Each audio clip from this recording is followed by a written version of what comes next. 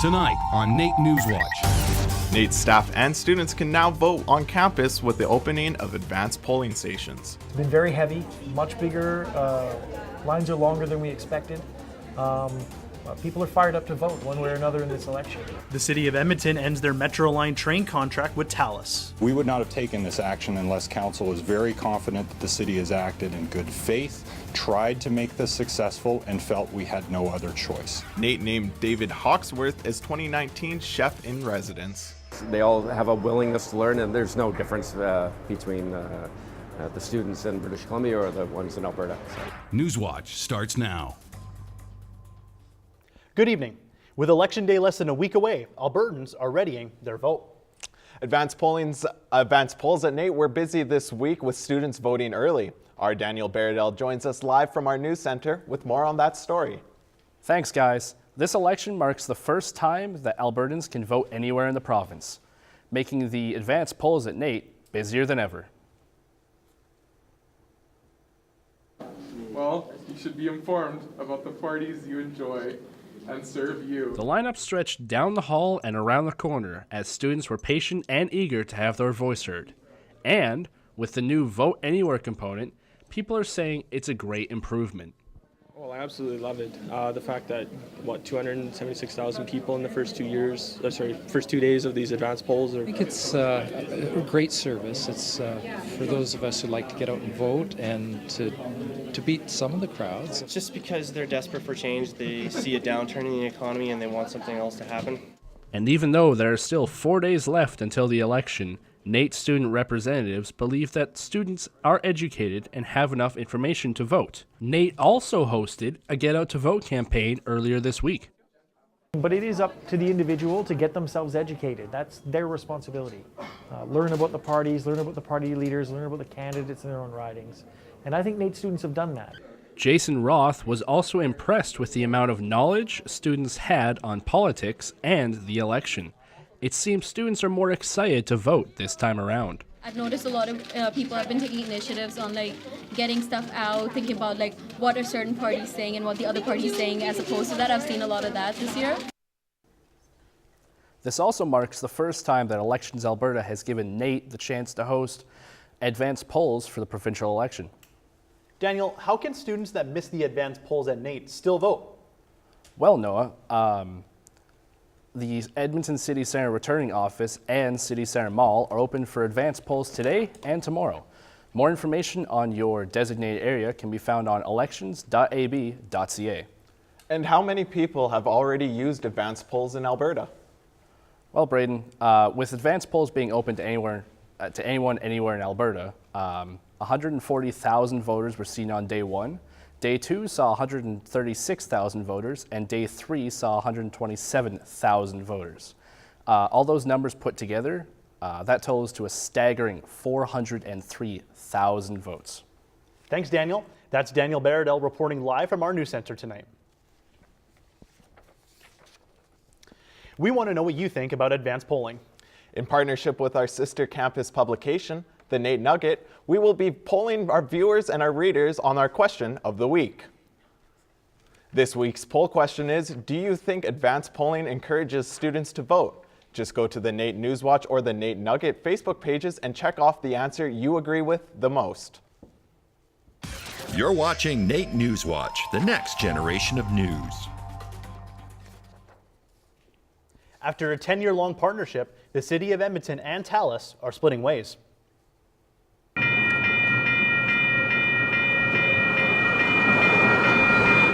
This after Thales failed to meet their contractual obligations in regards to the new signaling system on the Metro Line LRT that was supposed to be completed in December of 2018. The city plans on recovering the $53 million that they have already paid Thales. Mayor Don Iveson, along with Linda Cochran and Adam Laughlin, officially cut ties with Thales on Tuesday, saying enough is enough. We intend to recover our costs, all of our costs, because we did not get what we were promised from Thales 10 years ago when they agreed to deliver this system. And so we've paid them along the way. The money that's been held back was against performance. They have not performed, so we feel entitled to keep that. But we didn't get the product that we signed up for, so we're going to go after all of our costs to Thales. The city of Edmonton is implementing a new signaling system that they say is a replication of the one that's currently being used on the Capital Line LRT. This will be the first summer where Canadians can grow marijuana legally. Marijuana was legalized back in October, meaning that Albertans can now grow pot right beside their tomatoes and cucumbers. When growing marijuana, you are only allowed to grow 4 plants at a time, and you can't sell what you've grown. Cannabis takes around 5 months to grow and needs more attention compared to other vegetation. This may prove to be difficult for new users, but cannabis stores around Edmonton welcome people on trying. Realistically, that's just one of the challenges, but again, there are some people that hey, they're willing to do it because they're so invested, and if you are a daily user, right, it will almost make more sense to do that and grow the exact plants that you want. Sears also says that if you do plan on growing your own marijuana, to do some research and make sure that your landlord will approve you growing. Facebook has banned all white nationalism and separatism groups as a step towards removing hate. This move was put in place only 2 weeks after the massacre in New Zealand. Facebook has noted that they have been working with civil rights experts from across the country for the past 3 months. Originally, Facebook had no intentions of removing these accounts, as they feared it would take away from people's identity. Later, their position would change after finding these groups were offering only hate. These new procedures may be small, but social media experts from Edmonton still think it's going in the right direction. I do think that it is a small step forward. I do know that we've seen a lot of white supremacists organizing on the social network. We're seeing them organize on Facebook. We see them gaining more of a platform and radicalizing more people. So having them not be on the platforms to take away a little bit more of their voice definitely does help. Facebook said it will start directing people who look up terms related to white supremacy to experts that help people leave hate groups. University of Alberta students got the chance to present their unique perspectives on municipal challenges at the 5th Annual Open Science Fair. 14 projects were showcased at the event, and people were given the chance to meet the creators of the projects as well as learn about them. Each project aimed to focus on improving and planning efficiency in the city. This is part of the students' final grade, and it is based on an evaluation filled out by attendees. Nerve-wracking to say the least. For the students, it's been a tough couple of months, but now they can finally see their plans for a future come to fruition. Oh man, it's a whirlwind for sure. We've spent the last couple months working on these projects, right? And so to actually see it come to life and be in an environment where when we took this research, we took this data, we made something with it, and now we actually get to use it and present it, problems that we can solve with it. Planners and analysts from around the city were in attendance to gain insight on the future of urban planning. From one showcase to another, Bachelor of Technology students at NAIT were presenting their findings after months of hard work at the 2019 Capstone Showcase.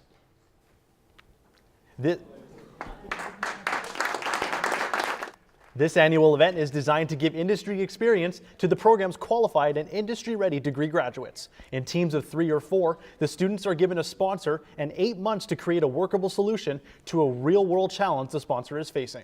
A combination of over 700 hours of research and presentation skills were on full display, as each team delivered in their own unique ways.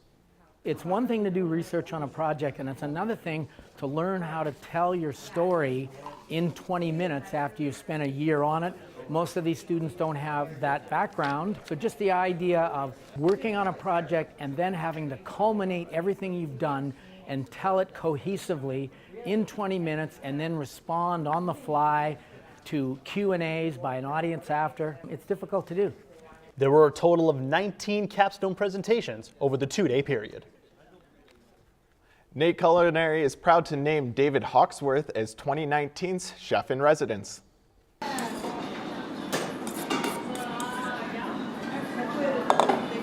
Hawksworth is here to share his knowledge on cooking with culinary students at NAIT. In 2008, Hawksworth became the youngest chef to join the BC Restaurant Hall of Fame. Hawksworth also has 2 restaurants in Vancouver with critical acclaim. While Hawksworth is here, he hopes that he can pass on his knowledge without having everyone fall asleep on him. So I'm here and I'm the chef in residence, and I get to bore everybody with my stories and cook them some food here and there. So it's a lot of fun. Hawksworth and the culinary team will be showing off their finished meal tonight. Coming up after the break, we go to Emily Murphy Park for the Walk in Her Shoes fundraiser. An event to raise money for girls who walk miles in developing countries. Women in developing countries every single day have to walk 6 kilometers or 10,000 steps every single day to get water for their basic needs. Coming up in sports, the Spruce Grove Saints are headed back to the AJHL Championship. And as you can see behind me, the Edmonton Eskimos getting back into the full swing of things as they prepare for the 2019 season. All that and more coming up in sports. It's quite chilly today, but it's going to be a mix of sun and clouds this weekend. All that coming up in weather.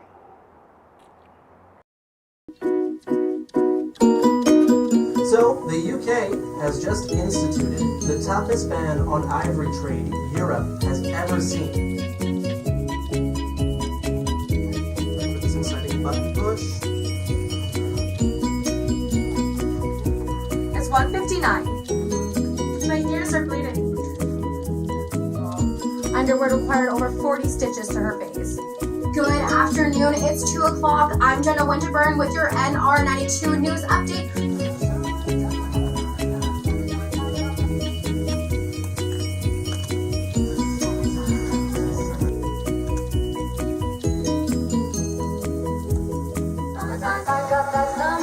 You're listening to NR92.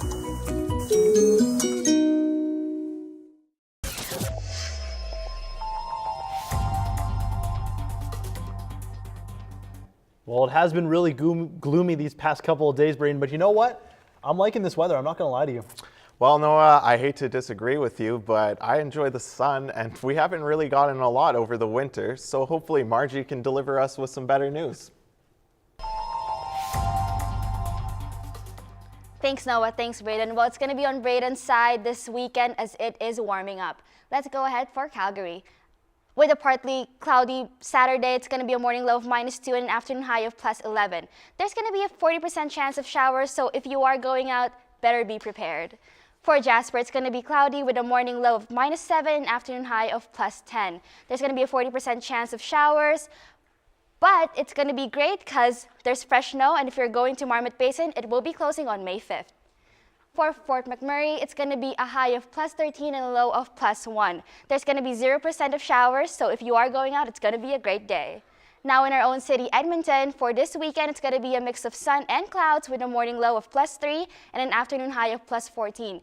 There's going to be a 30% chance of late day showers, but no cold snaps anytime soon, so say goodbye to winter clothes. Now for our averages, it's going to be an average high of +11 and an average low of -1. We are on par with the weather, but we are a couple of degrees warmer. For the records, it was a +26 in 1913 and a low of -13 in 1953. We are in the middle of things, so I am definitely happy with that. That's it for weather. Let's get back to our anchors.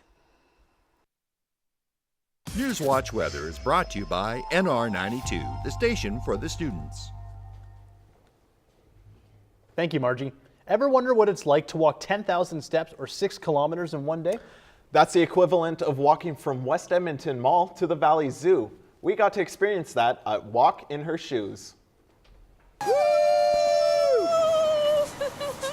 Over 100 Edmontonians partook in the event that is aimed to symbolize just how far women and girls in developing countries have to walk for basic needs to survive, such as food and water. Care Canada's goal is to raise as much money as possible in order for mothers to get educated on nutrition for their newborn babies and themselves. It will help women and young girls to reduce the amount of time that they walk every day, where they can go to school and earn a living for their families. So it is very important that we're here today. Care Canada raised over $6,000 as a result of this walk. To donate money for this cause, you can go to www.care.ca. Well, Braden, with the nice weather looking to stay for the foreseeable future, I'm looking to take up something new, maybe golfing, I thought? Yeah, I'm actually a pretty big golf fan myself, and I know our Josh Park got to try his hand with a former golf pro. Yeah, boys, have an opportunity to head out this week and learn some tips from a former pro, but we'll get to that later. For now, let's stay on the ice. The path to the AJHL final has been an interesting one for the Spruce Grove Saints. After winning 7 of 8 games in the opening 2 rounds, the team was tested, losing the first 2 games in the North Final to the Sherwood Park Crusaders. But after clawing back to win 4 unanswered and take the series, the Saints are looking to go back-to-back in the provincial final. The Saints will travel south for Game 1 of the championship against the Brooks Bandits on Friday night. Now here's a stat for you. Over the last 9 years, only 2 teams have won the AJHL championship, Brooks and Spruce Grove, making this year number 10. The 2 squads only met twice during the regular season, splitting the 2 matchups, which is a positive sign if you're the Saints, considering Brooks only lost 3 games all season. For now, Spruce Grove is preparing for what they anticipate will be a fast-paced series. Both teams are tactical and can make some adjustments on the fly. I think it's going to be a fast series. It has the potential to be a very offensive series, but at the same time, if we do what we do well, hopefully we limit the chances against. They're a fast team. They have a lot of skill up front, and we're a skilled, fast team as well. So I think it's going to be fast, back and forth. You can only imagine how long this offseason must have felt for the Edmonton Eskimos. The green and gold failed to make the playoffs in a year Edmonton was hosting the Grey Cup, but the time for revenge is slowly inching closer as the preseason kicks off in less than 45 days. Players were fired up to be back on the turf Thursday, even if it was just for picture day. 18 Eskimos players made way to the Commonwealth Fieldhouse for their close-ups with focus set on the season ahead. This year's Grey Cup will take place down in Calgary, and Eskies D lineman Alex Bazzi says that, combined with the unfortunate outcome of last season, is all the motivation they need. You know, just how the season ended and that we had the Grey Cup here and we wasn't a part of it, you know, it hurts a lot. And to be able to have the opportunity to still win a Grey Cup, you know, in the province of Alberta, you know, we're hungry for and we're after that. The CFL's first ever European draft took place on Thursday as well, and with their lone pick, the Eskimos took McGill University linebacker Maxime Moyer from France. Squash, the official sport of Edmonton, right? Well, not actually, but for the weekend it is, as the top junior squash players from across the country have converged on Edmonton for the Junior National Championships.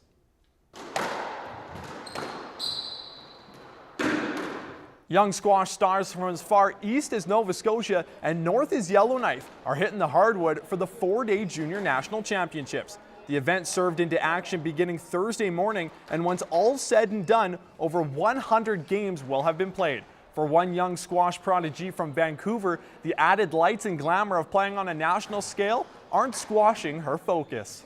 It's really important. You can't just get distracted. It doesn't really matter if people are watching. You just have to focus on your game and just play your best squash. The tournament consists of 10 different brackets ranging from 11 and under all the way to 19 and under for both boys and girls. Well, the 2019 season could be the final at-bat for the Edmonton Prospects in their current stadium.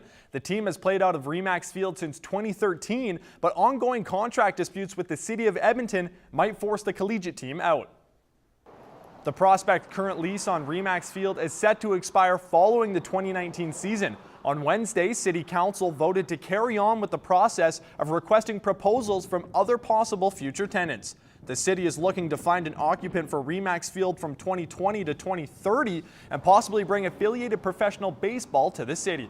Potential lease disputes between the city and the Prospects are also creating a gap between the two parties. The 2019 Masters are officially underway, and the number of Canadians jockeying for the green jacket this year is a little bit richer. After winning the Valero Texas Open earlier this month, Canadian Corey Connors punched his ticket to Augusta, and as the weather warms up here in Edmonton, it's only right we go golfing in this week's End Zone.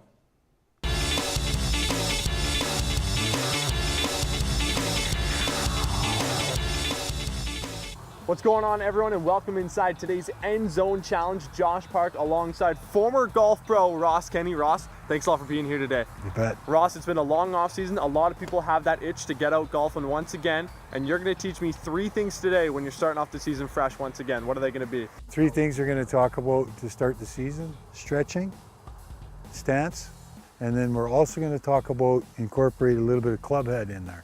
And this is going to help me hit the ball farther, right? Straighter. After a long off season of not swinging a club, it's important to get a good stretch in right off the hop.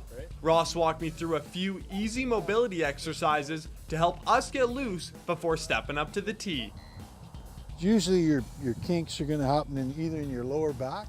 Loose and limber, it's time to hit some balls. First though, let's talk about that stance. So this is the line, the path line, right? That you're going to hit towards the targets. This line here, the most important part of it is that it needs to be parallel with this line. So you want to make sure that these two are square. Okay. Time to let it fly. Not bad, but what about club face? The direction of your thumbs and club face can drastically affect the flight of the ball. The trick is getting back square. This is square, this is open, and this is closed. Okay? So to get back square, there's a good drill. So you're going to go thumb, 90 degrees pointed back, straight square on the ball, and straight pointed forward. An easy drill to help create a rhythm of hitting the ball square. you can do that drill without even hitting the ball. So you do your stretches, and then you can do that drill. Yeah. So let's start from the top. We're stepping up, getting ready to hit. Address your stance. Square to the ball. Check your swing and hit it 300 yards. Or more like 75. Well, it's a beautiful night of golf out here in Sherwood Park. I think I'm about 2 summers away from heading to the Masters now, Ross. After your teaching skills, I want to thank you a lot for coming out today. That's been this week's End Zone Challenge. Man, you know, Josh, I did say I wanted to take up golfing, but after watching how difficult it was for you, I think I'll stick to mini golf. You know, actually, I'm a little bit scared to play with you now. I think you might have a little bit of an edge since you got to hit the range before I did. Well, I'm definitely a better golfer after that one night with Ross. Going into it, I was a little bit nervous, right? You're getting some tips from a former pro, but I think I held up not bad. All right. Thank you, Josh. Now that we're caught up in the sports world, let's get to know the events around the city. Coming up after the break, we take a look at entertainment. Coming up, we take a look at the Tony Award-winning musical Fun Home right here at the Persona Theatre, as well as the brand new Dome show that opens up at the Thales World of Science called Legends of the Northern Sky. All that and more coming up in entertainment. New Music Nooner. Discover new and local artists every week. Every weekday at noon, we feature a new artist or band and play their latest work. Only on nr92.com. The station for the students.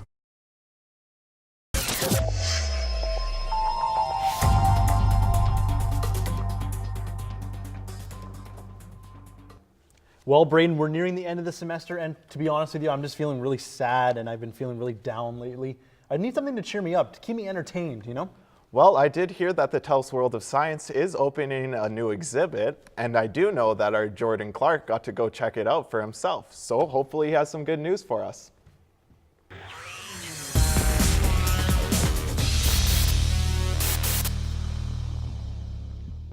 Thanks, Noah. Thanks, Braden. We'll kick things off at the Thales World of Science, where they previewed their brand new Dome show, Legends of the Northern Sky.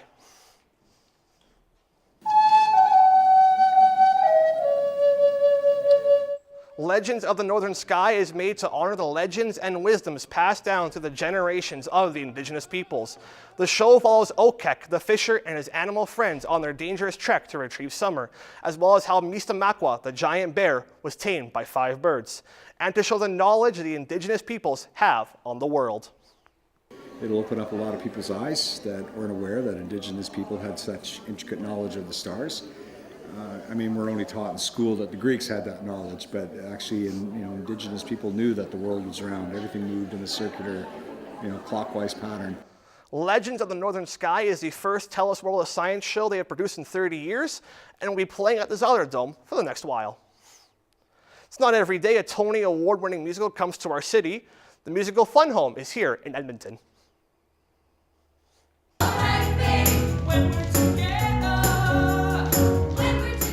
Fun Home, based on the graphic novel of the same name, follows graphic novelist Allison. When Allison's father unexpectedly dies, she dwells into her past to find out the mysteries and secrets that define her and her family as she grows up to understand her sexuality. The play is quite unique in the way it's told. We have actually, there's quite a lot of unique things about the story. Because she tells the story over 3 stages in her life per present day, there's 3 Allisons, which I find really quite a cool. This musical, in terms of the style, is very unique. Fun Home is the first Broadway musical to feature a lesbian protagonist. It runs until April 20th at the Varscona Theater. After a 1.5-year wait, the time has come. Season 8 of Game of Thrones starts Sunday. The hype is so real that Boston Pizza at Kingsway and Northgate are closing down their sports bars every Sunday to show each episode, as well as giving away some nice prizes, including the grand prize, which is a secret for correctly guessing who will die and who will claim the Iron Throne. John and Priyanshu are big fans of the show and have an interesting theory as to who will get the Iron Throne. I think me and John talked about this weird theory where, like, there's going to be like no throne. They're either going to destroy the idea of a throne, or like Tyrion is going to be like the one alive with, and Dany's going to have like a child with Jon, and he's going to be like the leader of the throne when he's like old enough, but Tyrion will rule in his stead, kind of thing. Season 8 is 6 episodes long and will air on HBO at 7 p.m. Mountain Time. It's that time of year again, exam season. To relieve some stress though, there are some pretty fun events happening at NAIT.